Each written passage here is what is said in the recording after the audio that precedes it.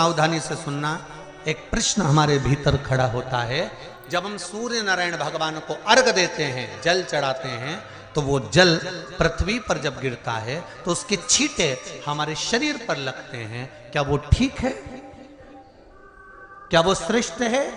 तो शिव महापुराण की कथा कहती है, जब हम सूर्य को अर्घ देते हैं, सूर्य को जल चढ़ाते हैं, वो पानी जब पृथ्वी पर गिरता है, उसके छींटे हमारे शरीर पर लगते हैं, तो वो श्रेष्ठता का भाव निर्मित करते हैं। वो गलत नहीं हो सकता। कारण अब वो भी समझ लीजिए।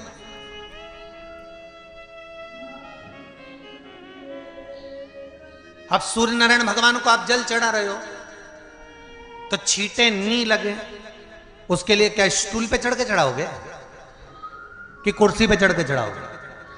अरे बोलो तो सही।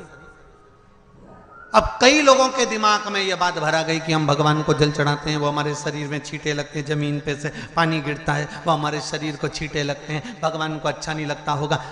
कौन ने कहा? पहले तो उसको पकड़ के ला।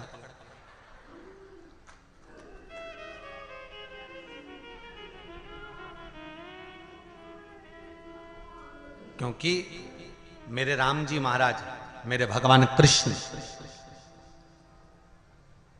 बड़े बड़े संत, साधु, सन्यासी, तपस्वी, साधक, उपासक जितने भी हुए, जिन्होंने सूर्य की आराधना करी, इन्होंने टेबल पे चढ़कर या कुर्सी पे चढ़कर जल नहीं चढ़ाया। इन्होंने पृथ्वी पर खड़े होकर ही, क्योंकि पृथ्वी तत्व के देव हैं शिव।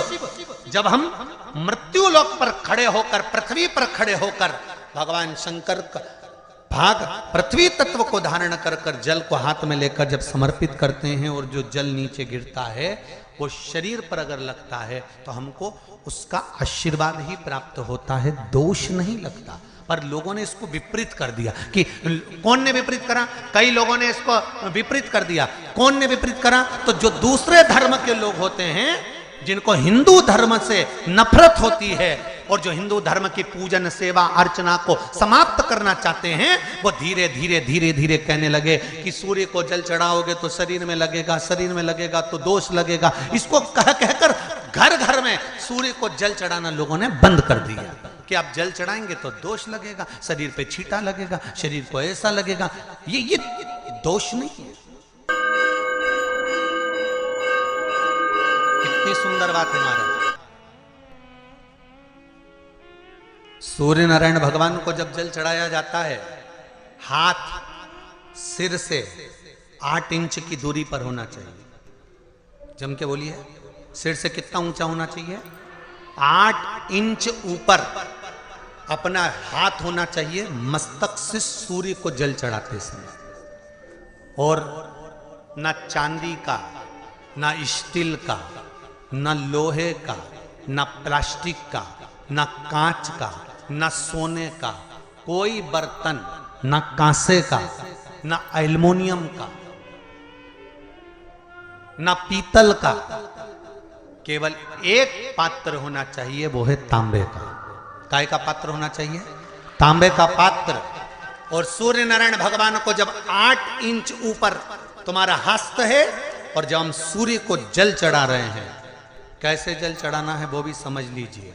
अगर कोई कैंसर का मरीज है, जिसके चेस्ट में कैंसर आ गया हो, लेफ्ट में, राइट में कहीं पर कैंसर आ गया हो, या कोई गठान आ गई हो, तो महाराज आप जल चढ़ाते समय उस जल की धार को सूर्य भगवान को जब चढ़ा रहे हो, तो धार आपकी गठान की ओर जाना चाहिए, जिससे सूर्य की किरण उस जल में से आपके उस स्थान पर पड़े, उस जगह पर पड़े जहां पर गठान है। महाराज आप लगातार जल तो चढ़ाना चालू करो, अच्छे अच्छे डॉक्टर फेल हो जाएंगे और कह देंगे गठान ठीक हो गया। आपका लीवर और किडनी गड़बड़ कर रहा है, आप प्रतिदिन, आपका स्वास्थ्य गड़बड़ रहता है, आप प्रतिदिन ये ज्योतिष शास्त्र के अंतर्गत, रत्न शास्त्र के अंतर्गत ये रत्न शास्त्र, ज्योतिष शास्त्र, रंग शास्त्र जो हमारे यहाँ है, रंगों के हिसाब से ये जितने रत्न होते हैं, माणिक हुआ, सोन, मोती हुआ, नीलम हुआ, मूंगा हुआ, पुखराज हुआ, ये क्यों कहते हैं ये पीला है, ये सफेद है, ये नीला है, ये लाल है, इसको शरीर में क्यों पहनाते हैं? उसका कारण होता है कि जब शरीर में पहनते हैं, सूर्य की किरण उसमें पड़ती है, हमारे शरीर पर वो कलर का इफेक्ट पड़ता है, उस कलर को शरीर पर लगता है, और शरीर पर लगता है तो हमारा शरीर धीरे धीरे, हमारी जो इंद्रियां हैं वो सही होने लगती हैं, काम सही होने लगता है। तो आप कहते हो ना, सब मैं